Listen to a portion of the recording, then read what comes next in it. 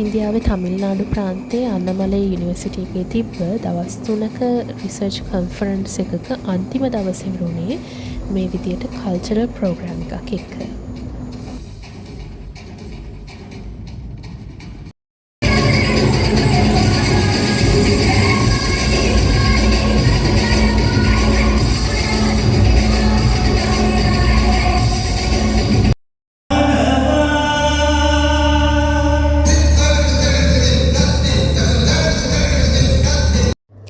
ඒකෙදි අපේ රටේ ප්‍රධාන නැටුම් සම්ප්‍රදායන් තුනෙන් එකක් වන උඩරට නැටුමෙනුත් ඒ උත්සවය අලංකාර වුණා.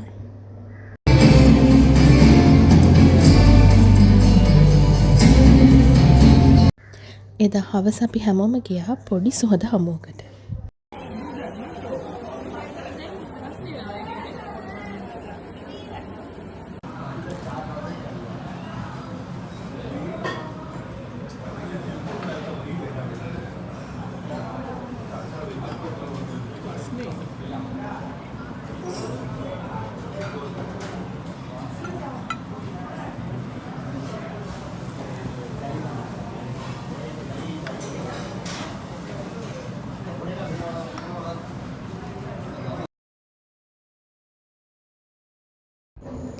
එදා රෑම කියන්නේ මාර්තු 13 වෙනිදා රෑම අපි ආයි චෙන්නයි වලට යන බස් එක බුක් කරලා තිබ්බා. ඊට කලින් මගේ හිටපු තවත් යාළුවෙක් එක්ක මම යනවා චිදම්බරම් අවට රෑට සහ ඒ අවට මොන වගේද කියලා බලන්න. කැම්පස් එක ඇතුළෙම වන්දනාමාන කරන්න මම කලින් වීඩියෝ එක සඳහන් කරපු මේ යුනිවර්සිටි එක අයිති වෙලා තිබ්බ චෙට්ටියාර්ගේ එයා වඳුරනවා අන්නමලේ චෙට්ටියාර් කියලා ඒ රාජා කියන කෙනාගේ සොහොන තාමත් පිහිටලා තියෙනවා.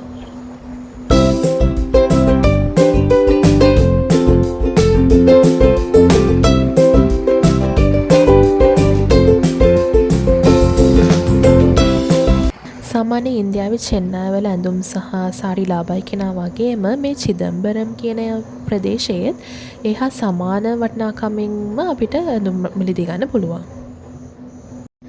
චිදම්බරම් වලට එන්න තව එක විශේෂ හේතුවක් තමයි අවුරුදු 2-3ක් තිස්සේ මගේ ඔළුවේ වැඩ කරපු නටරාජා කෝවිල. චිදම්බරම් වල තියෙන නටරාජා කෝවිල.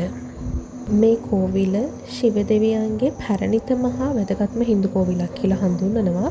ඊට අමතරව මේකේ තියෙන විශේෂත්වය තමයි ඒකේ තියෙන නටරාජා පිළිරුව තියෙන තැන තමයි ලෝකේ හරිමැද කියලා හඳුන්වන්නේ. මේ කෝවිලේ සවුත් කාශ්මීර ආනන්ද කුමාරස්වාමී මහතා විසින් ලියපු The Dance of Shiva කියන පොතක් කියවලා තියෙනවා නම් මේ නටරාජා කෝවිල ගැන ලොකු විස්තරයක් දැනගන්න පුළුවන්.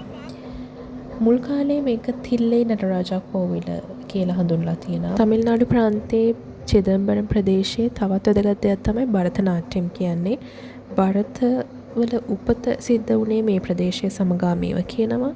අපි මේ ආපු කඩේ තිබ්බ භරත මුනි පඬිතුමා එතකොට නටරාජා මේ ඒ හා සමාන තවත් තිබෙච්ච අනිත් පිළිරුවල් හදලා තිබ්බේ චොකලට් වලින්. මේනි ගෞතම් එයා අන්නමලේ යුනිවර්සිටි එකේ ලින්ග්විස්ටික් PhD ස්කෝලර් කෙනෙක්. මේ දවස් 3 පුරාටම අපිට පුදුම තරමේ සහයෝගයක් දීලා අන්තිම දවසේ අපිව බස් එකටත් ගෙනත් දැම්මා. එතකොට මේ ඉන්නේ විජයන්.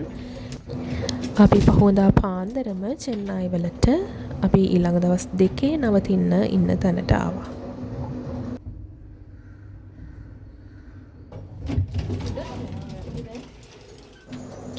අපි නවතිනා හිටියේ සෝකාපට් මන්ද සෞකාපට් කියන මාකට් එකට ළඟ තැනක. එතකොට ඒකෙත් ගොඩක් අඩුවට බඩු ගන්න පුළුවන් මාකට් එකක්. අපි ලංකාවේ කොටු එක වීදි වල එක බඩු වලට වෙන් වෙලා තියෙනවා වගේම මේත් අපිට එක මාකට් තියෙනවා. එතකොට අපිට පොත් ගන්න ඕන වෙච්ච නිසා අපි මුලින්ම යන්නේ මූර් මාකට් එකට. මූර් මාකට් එක තමයි සාමාන්‍යයෙන් මේ පොත් වලට ප්‍රසිද්ධ විදිහට තිබ්බේ. ඊට පස්සේ අපි යනවා ටී නගර් වලට.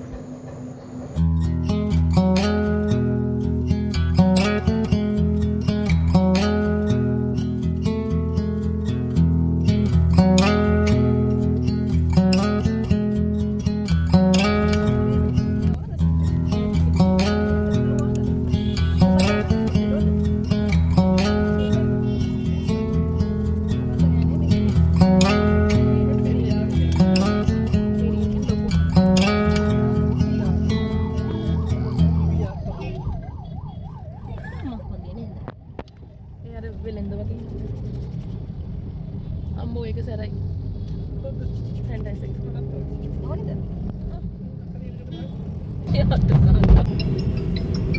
ජෙල් එකක් නේ අනේ අපි ෆොටෝ එකක් ගමු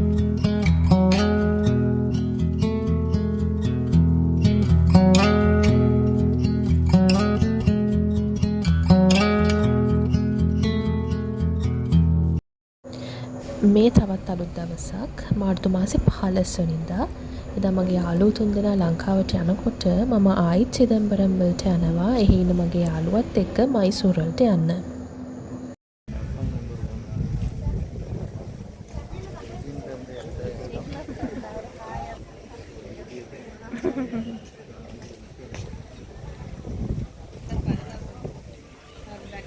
අර යන්න නැතුව නැතුණයි.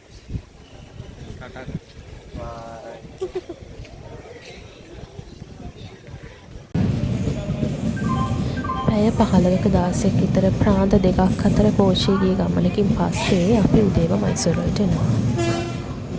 මයිසූර් කියලා කියන්නේත් ඓතිහාසික වශයෙන් ගොඩාක් වටිනාකමක් තියෙන ප්‍රදේශයක්. ඒකේ දකින්න පුළුවන් විවිධාකාර උත්සව සහ සැමරුම්. එතකොට කාලයකට කලින් මේක නම් කරලා තියෙන්නේ මයිසූර් ප්‍රාන්තය කියලා. නමුත් පසු කාලීන මේක කර්ණාටක ප්‍රාන්තය කරලා තියෙනවා. එතකොට මේ අපි පහු කරන් යන්නේ කුක්කරහැලි විල. මේ කුක්කරහැලි ලේක් එකට එහා පැත්තෙන් තමයි මයිසූර් යුනිවර්සිටි එක තියෙන්නේ.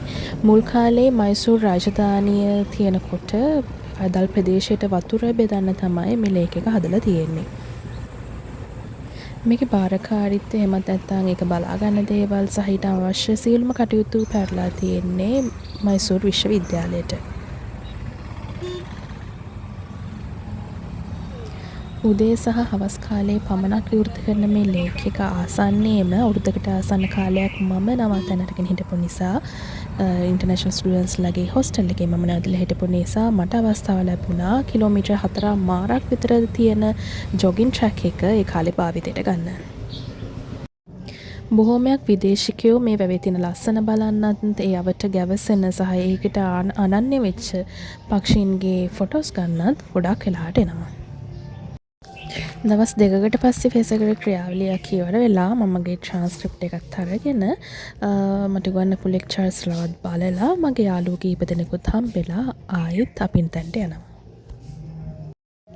මම ඉන්දියාවේ ගියපු අවුරුදු දෙක පුරාවටම මගේ හොඳම යාළුවෝ දෙන්න වුණේ කේරළ යාළුවෝ දෙන්නෙක්.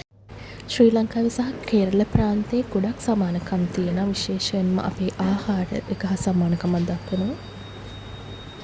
ඒ යාළුවෝ දෙන්නගෙන් එක්කෙනෙක් මයිසූර් වල ජීවත් වෙන නිසා මම එයාවත් බලලා ඒගොල්ලන් ලැබිච්ච ආගන්තුක සත්කාරත් විඳලා අපි ආයෙත් පිටත් වුණා.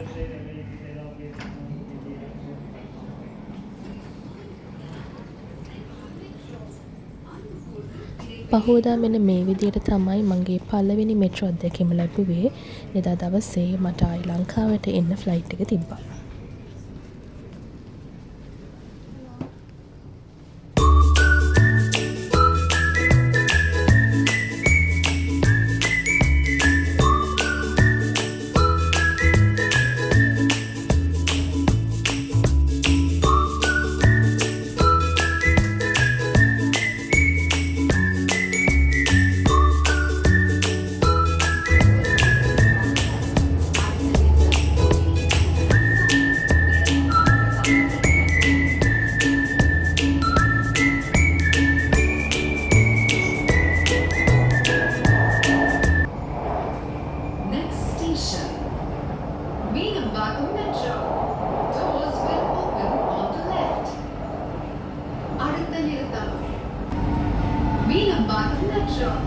මේ ගමන පුරාවටම විශේෂයෙන් මම ඉන්දියාවේ ගත කරපු අවුරුදු දෙක පුරාවටම මට හරිම සුන්දර මිනිස්සු හම්බුණා.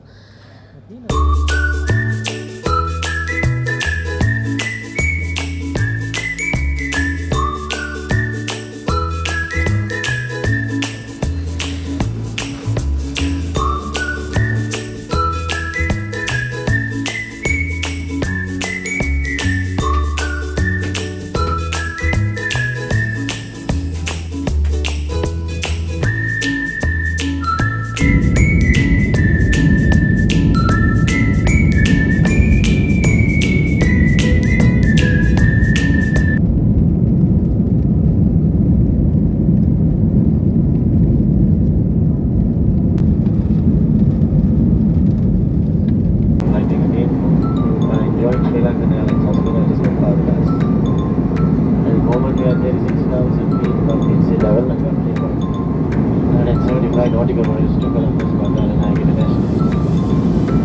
We're starting our descent shortly and planning to park at the gate in only 45 minutes from now.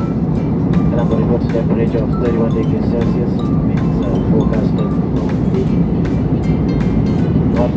මේ ඇතින් පෙනෙ රාමසේතු පාලම අහම්බෙන් මේ ගුවන් ගමනේදී මම රාමසේතු පාලම දකිනවා. රාමසේතු කියලා කියන්නේ රාමායනයේ එන විදියට රාම සහ රාවණා යුද්ධයේදී හනුමන් ලංකාවට සීතා බේරගන්න එනකොට හදාගන්න පාලම. ඒ පාලම අහසේ ඉඳන් බලනකොට පේන්නේ මෙන්න මේ